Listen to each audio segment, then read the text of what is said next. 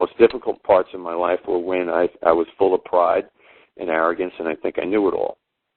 And I wondered why there was no one in my life.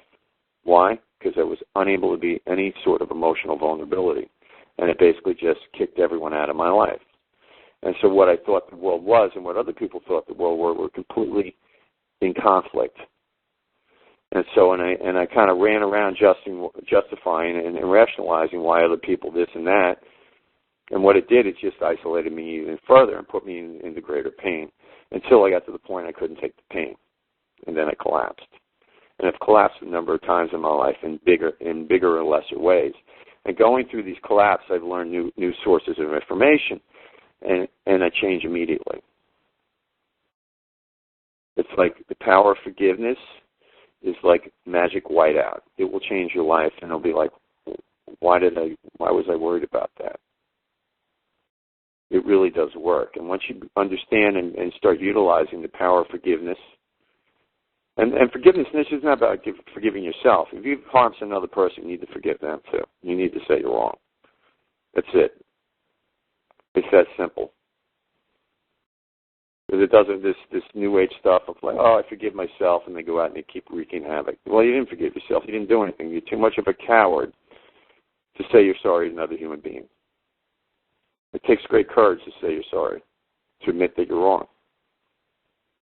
And when you can get to that point where you can admit that you're wrong is when life begins.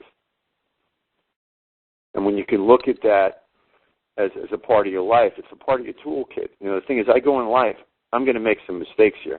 I'm going to make some very tragic mistakes probably in my future that I'm going to have to admit that I'm wrong for. And you know what? I'm not afraid to admit that I'm wrong today, so I can go into the world and take a big swing and not worry about the consequences. Because the bottom line at the end of the day, no matter what I do, I can always say, you know what? I screwed up. Forgive myself and forgive the other person.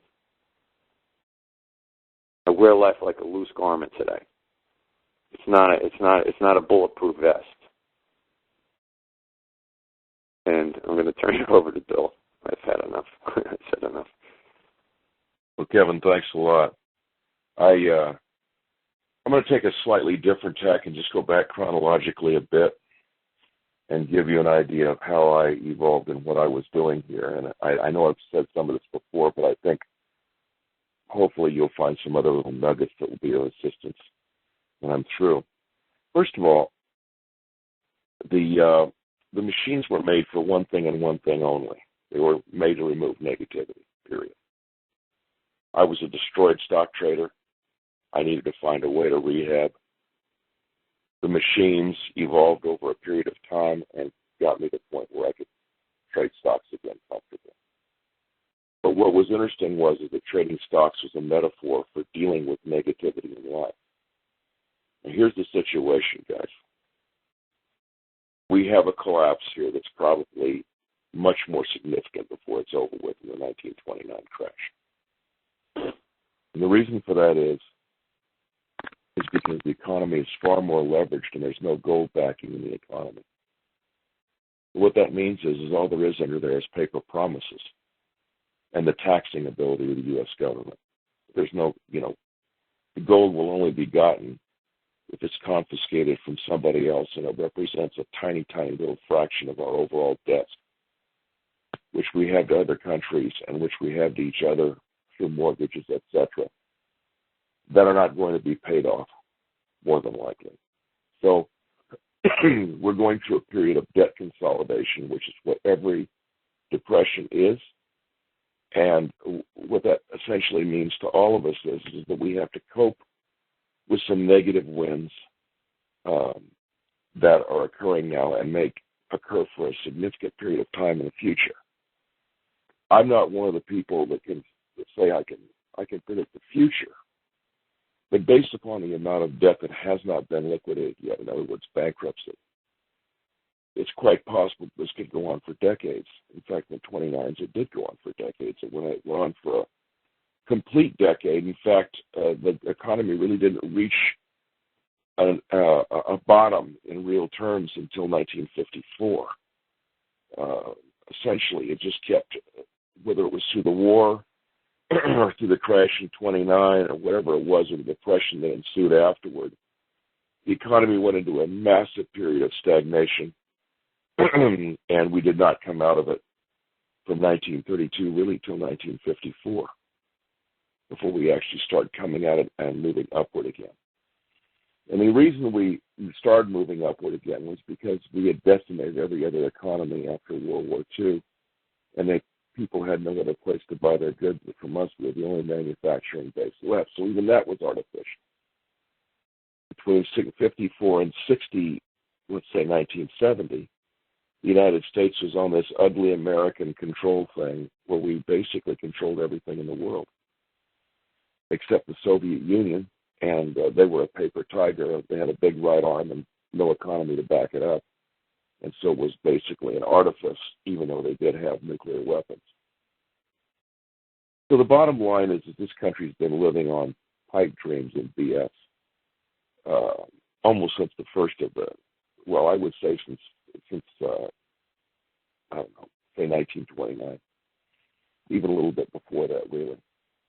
So for 80 years plus, the United States has been living on a dream of American superiority and squandering all of its wealth until we've gotten to the point now that we're not any better than the countries that are in Europe that don't really have any wealth compared to us. All they have is a certain amount of, in Germany's case, scientific capability and supposed hardworkingness of the people. That's partially true. That's only true for the people that were not part of East Germany, who don't know how to work. So the United States has been living in a dream, and this dream is in the process of ceasing to exist. And all artifices that are part of this dream are going to cease to exist. For one thing, we're going to have to compete with the rest of the world, and we're going to have to produce value. It's the only thing valuable we have left is the military. The rest of it is being subverted by people who are trying to squash the actual power of the United States. For whatever reason they do, and whatever the reason they do, is because you can gain massive control by squashing productive areas if you have a certain mindset. And that mindset is definitely called statism, is definitely in prevalence right now, although it looks like there may be some changes in the future. Hopefully the United States can recover from that and move ahead. We have massive natural resources. We have the ability to feed ourselves. We have unlimited amounts of petroleum, coal, natural gas. This is the wealthiest country in the world. The only thing it lacks is will. And the reason it doesn't have will is because it's been spoiled by deficit spending and stupid economic thinking of people that are put out by major universities that don't know anything to do but be bootlickers of the government. So what we're having to do here right now is deal with a situation that's unprecedented. Your grandpa didn't know anything about it. Your father didn't know anything about it. And the only reason I know anything about it is because I've done research on the United States since its very beginning, and I've even written a book on long-term economic cycles as they apply to the United States. So I know a little bit about what I'm talking about. I'm more than a PhD thesis. Not that a PhD thesis is worth anything anymore. What I'm saying to you is this: after 37 years of having observed the markets, researched the markets, every type of economic analysis that seemed feasible for a guy who was trying to make money for people as an investment advisor and for himself, I can tell you that what's happening right now is a complete reorganization of the U.S. economy. It's going to take some time, and it's going to be painful. Now, there are all kinds of ways that people have coping mechanisms for these kinds of things. They jump off of buildings, beat their wife, drink excessively, shoot up, smoke marijuana, whatever it is their particular mechanism is. And then there's a tiny, tiny few that move towards spirituality and understanding that the real physical world doesn't have a lot to do with their happiness or what they can accomplish. Underneath all of this is a tremendous explosion in technology that is allowing, through various means, people to move ahead and have a better standard of living, even in the face of economic chaos.